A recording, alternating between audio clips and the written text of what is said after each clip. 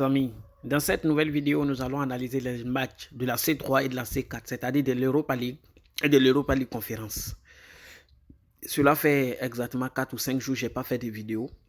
J'étais en cours de voyage. Voilà, j'étais vraiment en cours de voyage. Et là, je peux dire que je peux reprendre les vidéos. En plus, de lundi, mardi, mercredi, j'avais pas assez de matchs. Donc, je vais analyser ces matchs pour vous donner mon point de vue sur l'ensemble des 16 matchs.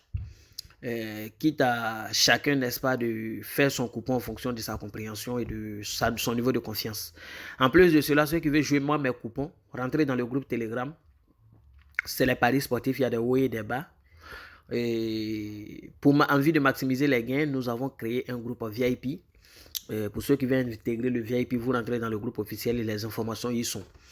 Et à côté de cela, je suis en train de faire le site et en train de le terminer. C'est un site VIP où les gens pourraient vraiment prendre les packs qui les sied en fonction de leurs moyens pour pouvoir, n'est-ce pas, suivre mes jeux VIP. Alors, on va aller rapidement pour ne pas que la vidéo soit longue. En commençant bien sûr par le match qui va opposer Betis à Manchester United. Ici, ce qu'il faut savoir, c'est que Manchester United est très en forme actuellement.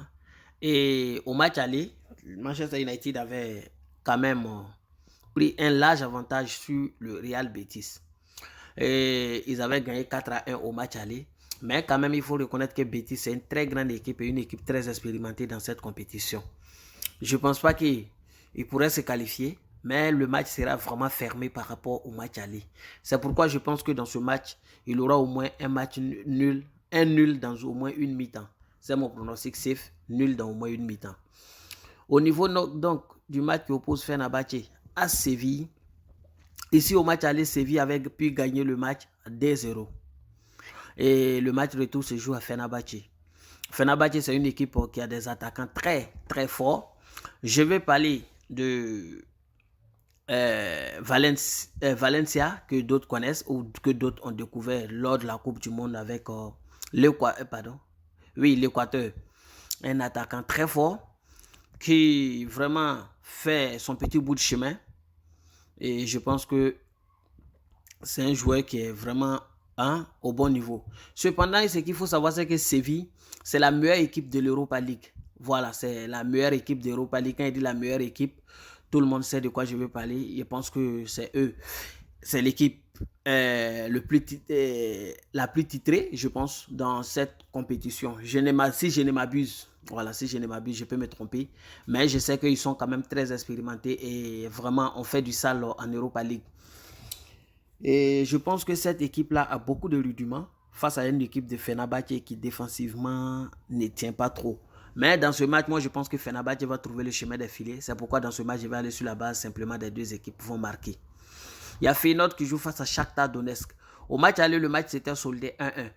Shakhtar Donetsk est une équipe très solide, mais compte tenu de la situation de la crise chez eux, voilà, ils avaient stoppé. Il y a des matchs qui n'ont pas joué, donc c'était vraiment la reprise. Moi-même, je pensais qu'ils allaient perdre le match aller. Mais ils ont pu quand même trouver le chemin des filets face à une équipe de Feyenoord qui, n'est-ce pas, était grand favori. Je pense qu'au vu, n'est-ce pas, du dynamisme de l'équipe de Feyenoord, dans ce match, il pourrait simplement s'imposer face à une équipe de Shakhtar Donetsk qui a fait beaucoup de temps sans jouer au foot. Il y a Freiburg qui joue face à Juventus. Juventus, c'est une équipe vraiment pas trop sûre, mais une équipe solide quand il s'agit des matchs de coupe. À l'aller, ils ont gagné 1-0 à domicile. Voilà, mais je pense que le match retour, cette équipe de Dortmund, de Juventus peut encore trouver le chemin des filets. C'est pourquoi je vais aller dans ce match simplement sur la base des deux équipes MAC, parce que Freiburg à domicile, c'est vraiment du solide. Freiburg à domicile, c'est une équipe très très forte. Un autre élément à prendre en compte dans ce match, qui fait que Freiburg va forcément trouver le chemin des filets, c'est les absences du côté de Juventus. Du côté de Juventus, nous avons Pogba qui est absent, Milik qui est absent, c'est Chiesa qui est absent, Bonucci qui est absent. Vous voyez qu'il y a des grands joueurs, de très grands joueurs, et Peter également qui est absent. Vous allez voir que c'est de très grands joueurs. Et ce qui est plus alarmant, c'est que Di Maria est incertain. Voilà, il pourrait revenir, mais quand même, il est encore incertain.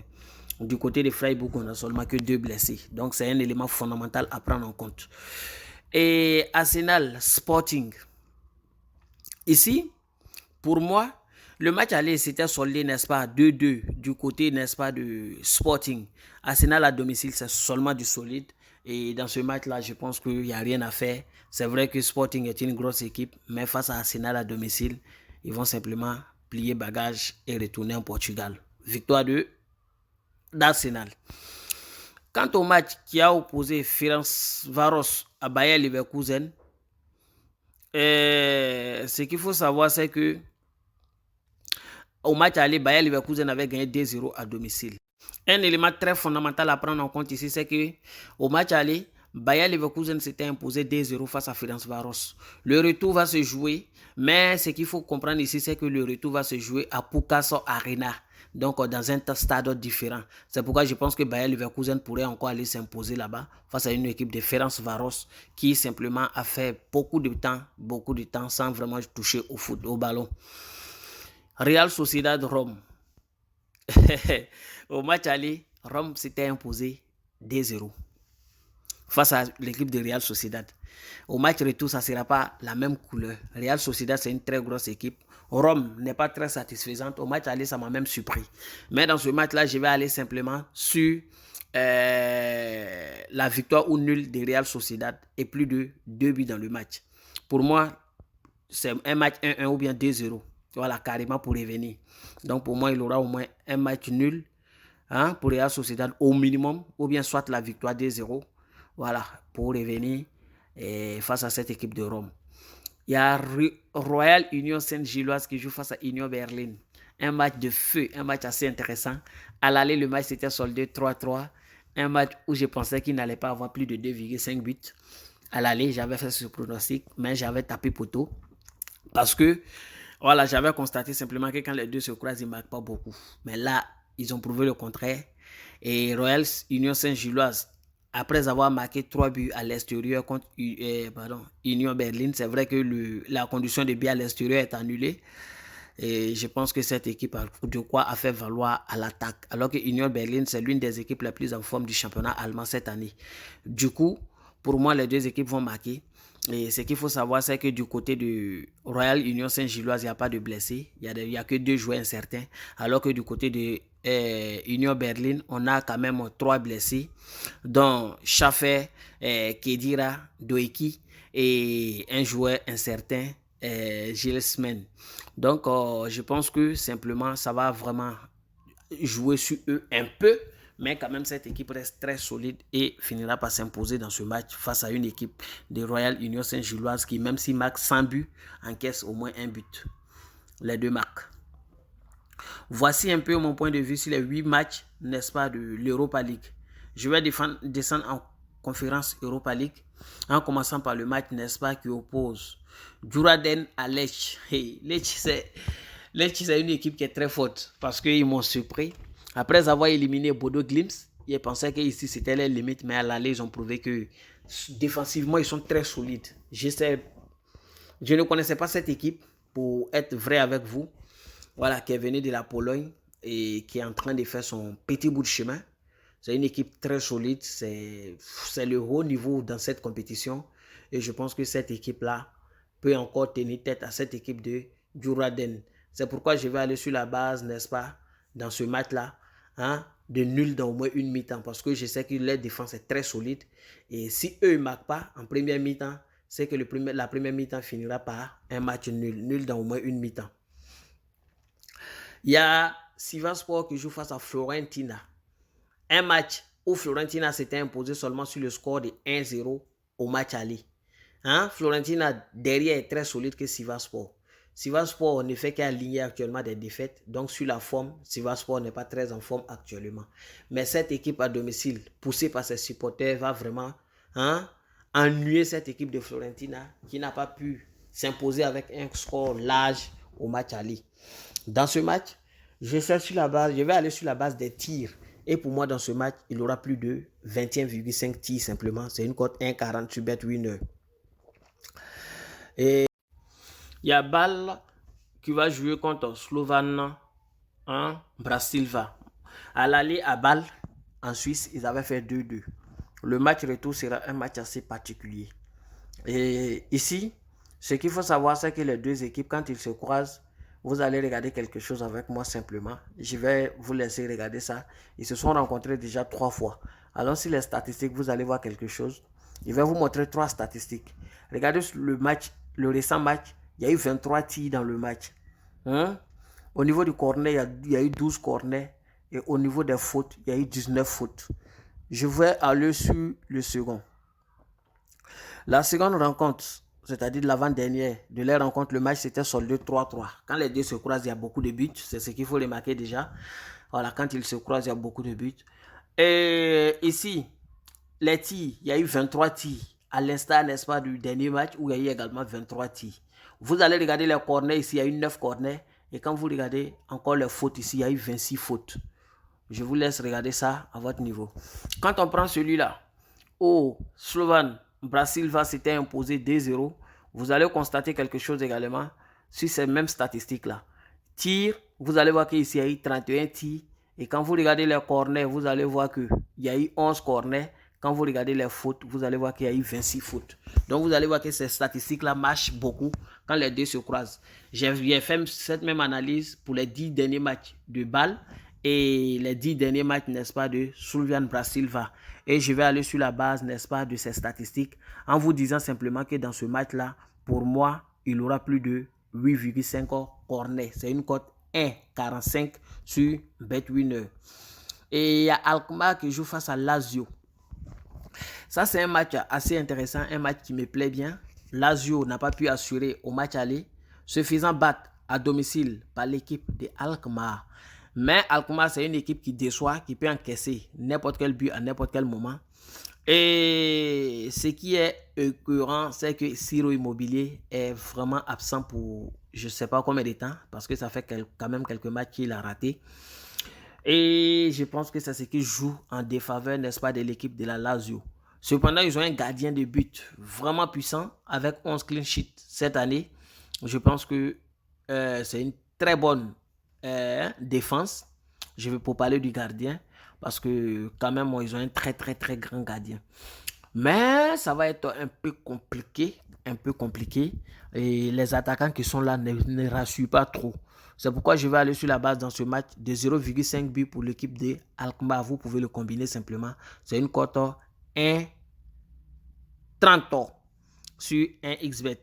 Nice, Tiraspol. Au match aller, Nice était opposé 1-0. Le match retour sera à l'instar du match aller. Vu que Nice joue à domicile, poussé par ses supporters, le stade sera vraiment animé et Nice finira par s'imposer. Victoire de Nice. Villarreal Anderlecht. Au match aller, le match s'était soldé 1-1 à la grande surprise de tout le monde, faisant perdre beaucoup de parieurs. Mais le match retour sera à la faveur de Villarreal qui vraiment à domicile, moi je les appelle, j'aime les appeler les diables jaunes, c'est comme ça que je les appelle.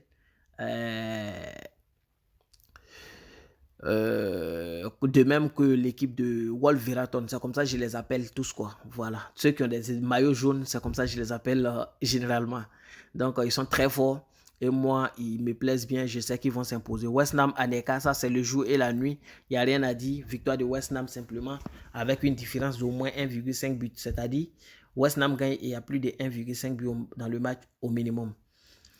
Voici ainsi exposé, n'est-ce pas, mon point de vue sur l'ensemble des matchs de l'Europa League pour la journée. Je vais vous laisser faire vos coupons à votre niveau, mais j'ai envie quand même de donner un cadeau. Et ce cadeau ne sera rien d'autre qu'un coupon avec une grosse cote que nous tous on va essayer. Si on a perdu, voilà, c'est notre chance. Si on a gagné, c'est notre chance. J'ai fait le coupon, je vous le propose tout à l'heure. Alors, le coupon est constitué. Le voici. Entre Fenerbahçe et Séville, j'avais dit que je vois les deux équipes trouver le chemin des filets. Mais je suis allé sur la base du fait que Fenerbahçe marque plus d'un but. C'est-à-dire on est remboursé s'il y a exactement un but. Entre Feyenoord, Shakhtar Donetsk, le total des buts dans le match, je vois plus de 2,5 buts, mais j'ai minimisé en partant sur la base du fait qu'il y aura au moins 2 buts dans le match, parce que pour moi, dans ce match également, les deux vont marquer. En Freiburg-Juventus, je pense que Freiburg va trouver le chemin des filets. C'est pourquoi je suis allé sur la base de 0,5 buts pour l'équipe de Freiburg. La victoire d'Arsenal face à Club Brugge, Sporting Club de Portugal. Victoire d'Arsenal. Entre Ferencvárosi et Bayer Leverkusen, je suis allé sur le fait de la victoire ou nulle de Bayer Leverkusen et plus d'1,5 but dans le match, comme je l'ai dit tantôt. Real Sociedad Rome, je vois Real Sociedad marquer au moins un but parce que pour moi, ils vont revenir. Donc, une cote 1,30, c'est une très bonne cote. Entre Royal Union Saint-Gilloise et Union de Berlin, le total de buts dans le match, plus de 2 buts, c'est-à-dire plus d'1,5 but. Et pour moi, il aura beaucoup de buts dans ce match également. Entre Alkmaar et Lazio, je vois l'équipe d'Alkmaar marquer au moins 0,5 buts. Le contraire est possible. Là, vous pouvez mettre soit l'un ou l'autre. Soit Alkmaar marque 0,5 buts, soit Lazio marque 0,5 buts. C'est la même cote pratiquement. Hein? Mais c'est plus sûr avec l'équipe d'Alkmaar parce que Lazio, comme je vous disais tantôt, voilà. Il y a l'équipe de Villarreal qui joue face à Anderlecht, victoire de Villarreal et puis victoire de West Ham pour finir. Une cote 28. Voici le numéro du coupon. C'est 3KSLT. 3KSLT. Donc pour ceux qui veulent tenter, bonne chance à nous et bien des choses à vos familles. Bonne journée à vous tous.